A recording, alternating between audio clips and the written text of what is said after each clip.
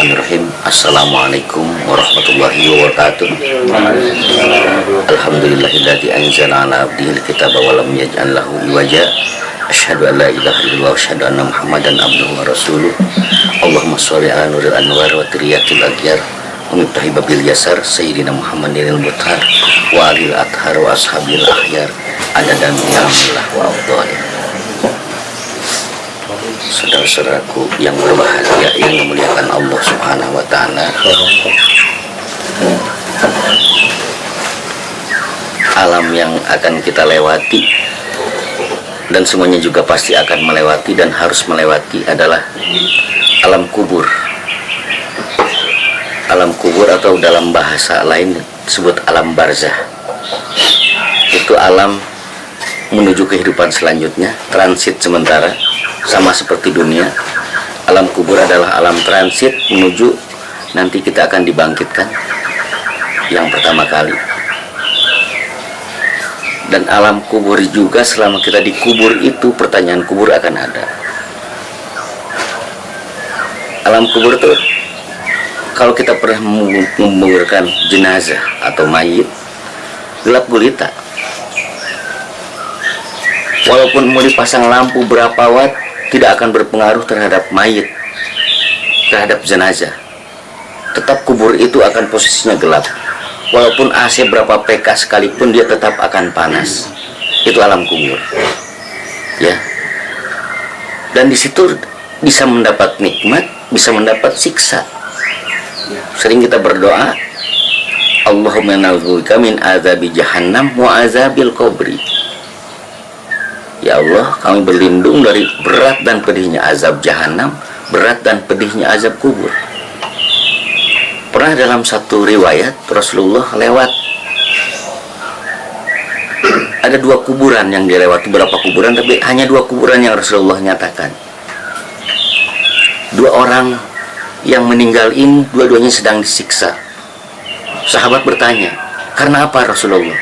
Sebetulnya hanya pekerjaan sepele di mata manusia, tapi pekerjaan besar di sisi Allah. Yang pertama adalah kencing sembarangan, sehingga tidak sempat bersih najisnya, dia sudah sholat, jadi sholatnya acak-acakan. Ini pelajaran buat kita ya, sepertinya sepele. Buang air kecil, makanya ada hadas besar, hadas kecil, harus dicuci bersih. Itu kalau kita kencing itu ya. Makanya kalau ada orang kencing di jalan di mana kan, itu pasti bersucinya juga tidak bagus. Nah, itu gara-gara itu, sehingga sholatnya, dia sholat, tapi sholatnya dalam keadaan najis. Dia dapat siksa kubur. Hati-hati kencingnya. Yang kedua adalah tukang adu domba. Ini yang paling bahaya. Ya, adu domba itu sampai dalam bahasa agama itu namam, tukang mengadu domba. La yadkhulul jannata namamun, tidak akan masuk surga orang yang suka mengadu domba.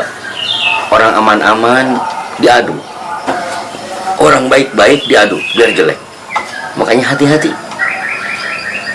Mau berapapun dia, sekaya apapun, seapapun, di kuburnya tetap akan gelap gulita. Kubur kan cuma 2 kali 1 ya. Nah, tapi ada kuburan yang bisa jadi terang. Kubur siapa? Dan apa yang dia lakukan selama hidup di dunia. Makanya kalau di dunia ada, Allah membekali kita, wa tazawwadu fa inna khairuz zadi taqwa. Berbekalah kalian karena sebaik-baiknya bekal adalah takwa. Ingat, dunia ini hanya ladang amal sementara. Ya, tempat yang sebenarnya buat kita adalah akhirat. Saya kasih tahu, siapa yang tahu dunia itu artinya apa sih? Dunia, ada yang tahu artinya dunia? Ada yang tahu nggak? Dunia aja sampai sekarang kita selalu bilang dunia. Dunia itu apa?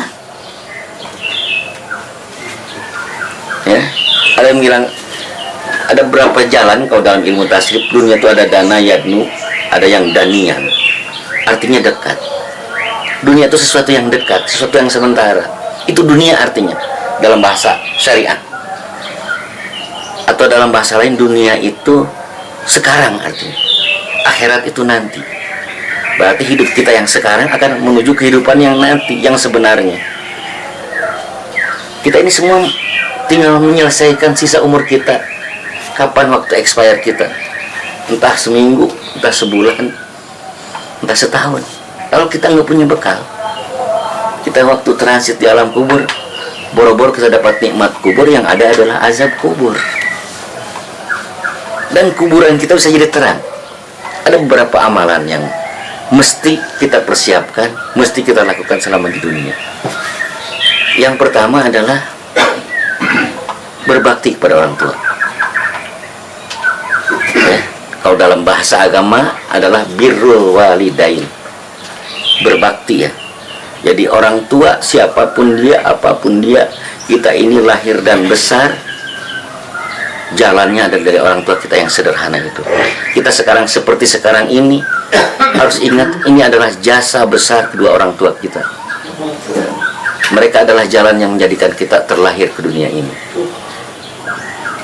Makanya dalam bahasa agama sering dikatakan, pergaulilah mereka sebaik mungkin. Tidak ada orang tua yang salah, orang tua pasti benar. Itu untuk menunjukkan adab kita terhadap orang tua. Kita terkadang sama orang tua itu hidup sombong ya. Baru bisa ngasih 100.000 aja udah sombongnya minta ampun. Orang tua disuruh-suruh, orang tua jadi pembantu. Padahal tidak semesti itu. Muliakanlah. Kita ingat peristiwa Uwais Al-Qarni, salah seorang manusia yang tidak pernah bertemu Rasulullah, sampai ditanyakan Umar bin Khattab radhiyallahu anhu sama Sayyidina Ali radhiyallahu anhu, seperti apakah dia? Dia adalah manusia biasa yang pekerjaan sehari-harinya menggembala dan menjaga ternak, tapi amal ibadahnya dikenal langit. Jadi disebut pada Rasulullah dia adalah makhluk langit. Dia adalah yang menggendong ibunya dari Yaman menuju Mekah untuk menunaikan ibadah haji. Itu betapa dahsyatnya berbakti kepada orang tua. Sehingga ada anak durhaka. Kita kenal ada istilah malin kundang. Di kita, walaupun itu cerita legenda, cerita rakyat, tapi pasti benar adanya. Kalau durhaka sama orang tua, di dunia dan akhirat juga pasti celaka. Sekarang aja banyak kan, anak nuntut ibu, anak nuntut bapak. Nauzubillah, semua nauzubillah. Saya ngajak kepada kita semua yang masih ada orang tuanya, ayo muliakan orang tua kita. Ya, biar hidup kita bahagia, tenang, dan sejahtera. Yang sudah kembali masih bisa berbakti. Ya, yang sudah kembali kepada Allah masih kita bisa berbakti. Berdoa untuknya, memohonkan ampun untuknya. Yang paling minimal, Rabbi pilih wali walidaya warhamhuma kama rabbayana shighara. Ya Allah, ampuni dosaku dan dosa kedua orang tuaku. Sayangilah mereka berdua sebagaimana mereka menyayangi kami dari kecil. Yang kedua, mohonkan ampun. Mohonkan ampun, istighfar lahuma. Kan dalam satu riwayat, ketika Rasul dalam kesempatan lain melewati satu kuburan, ada mayat yang sedang disiksa. Tiba-tiba mayat itu, si roh itu berkata, Ayyu syai'in hadha Rabb. Ya Allah, ini apa yang terjadi? Saya sedang disiksa. Apa kata Allah? Waladaka istaghfaraka wa da'aka. Anakmu sedang memohonkan ampun untukmu, sedang mendoakan untukmu. Makanya doa kita, doa anak itu istimewa terhadap kedua orang tua. Apalagi anaknya anak yang soleh. Ya, kita sekarang bisa bersedekah untuknya. Kau bersedekah, ya Allah, mudah-mudahan Engkau ridho, pahalanya mengalir buat ibu bapak saya, insya Allah.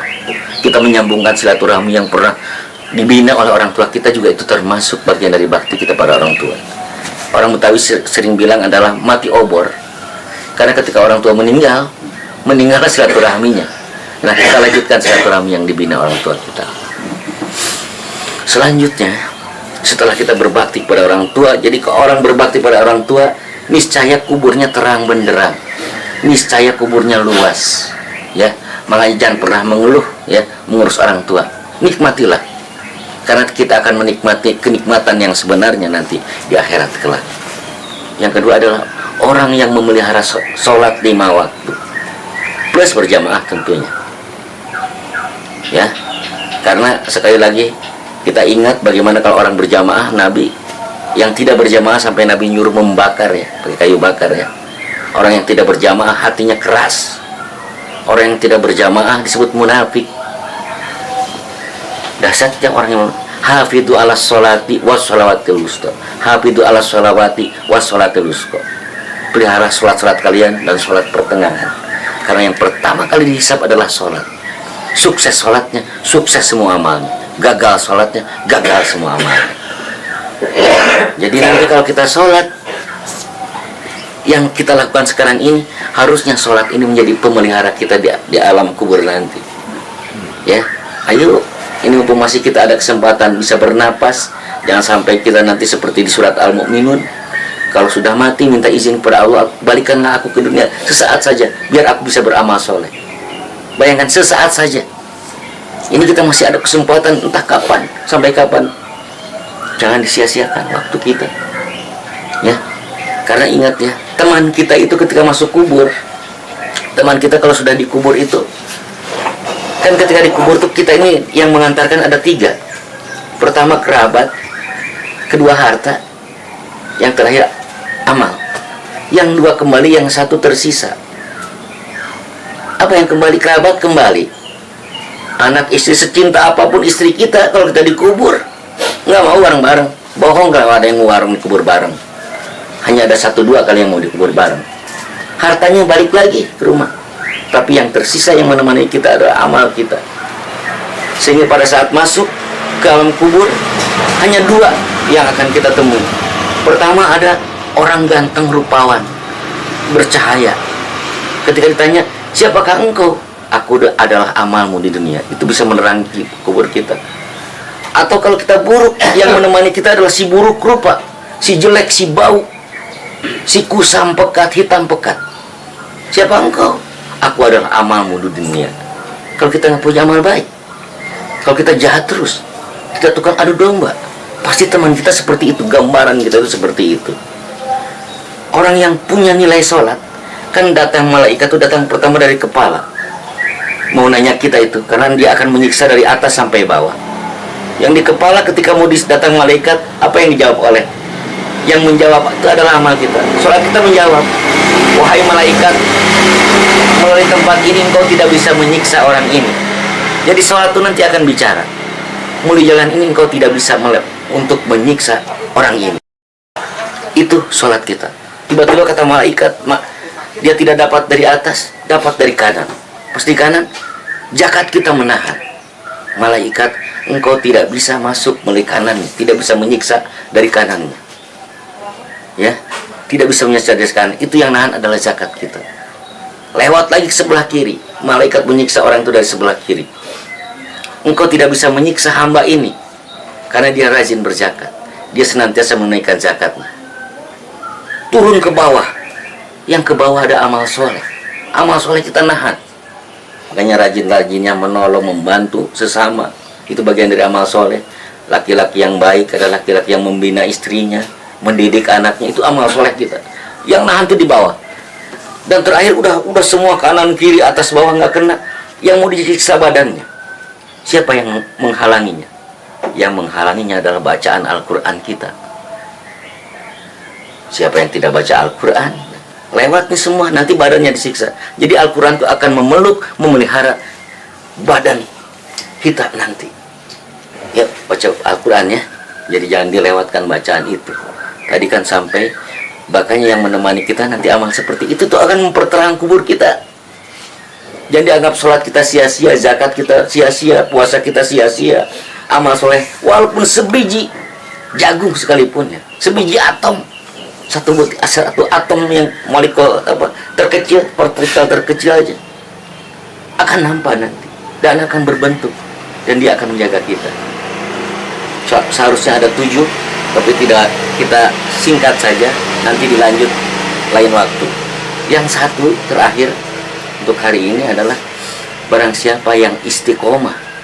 Istiqomah itu konsisten, terus menerus membaca surat Al-Mulk yang pernah kita bahas bersama, minimal sebelum tidur, atau kita lakukan pas setelah asar, dia akan terpelihara dari azab kubur, dan kuburnya akan terang, karena malaikat tidak akan bisa masuk selama orang itu istiqomah membaca surat Al-Mulk. Itu kata Nabi, kalau engkau mau terhindar dari siksa kubur, bacalah surat Al-Mulk. Mudah-mudahan di antara sekian amal yang akan menerangi kubur kita, semuanya kita ada ya. Ya, semuanya kita ada. Amin ya rabbal alamin. Karena itu yang kita sekarang ini masih bisa ngumpul seperti ini, nanti tidak bisa. Yang bisa menyelamatkan menerangi kubur kita tadi, sholat kita, zakat kita, puasa kita, bakti kita kepada orang tua kita. Mukmin yang baik adalah mukmin yang menjaga waktu sholat ke sholat, sehingga dia mau nunggu datangnya maghrib itu ditunggu, dia nunggu dari asar, datangnya asar dia tunggu dari zuhur. Itu mukmin yang baik, itu yang disebut memelihara sholatnya. Dan saya ingatkan, walaupun sepele, hati-hati. Kita buang air kecil itu sepele ya. Kalau mau sholat, bersihkan sebersih-bersihnya, dan jangan dibersihkan pakai tangan kanan ya. Ingat ya, kalau kita bersuci jangan pakai tangan kanan, pakai tangan kiri. Mudah-mudahan ada manfaatnya. Barakallahu lana walakum wa nafa'ana fid dini wa dunya wal akhirah. Assalamualaikum warahmatullahi wabarakatuh.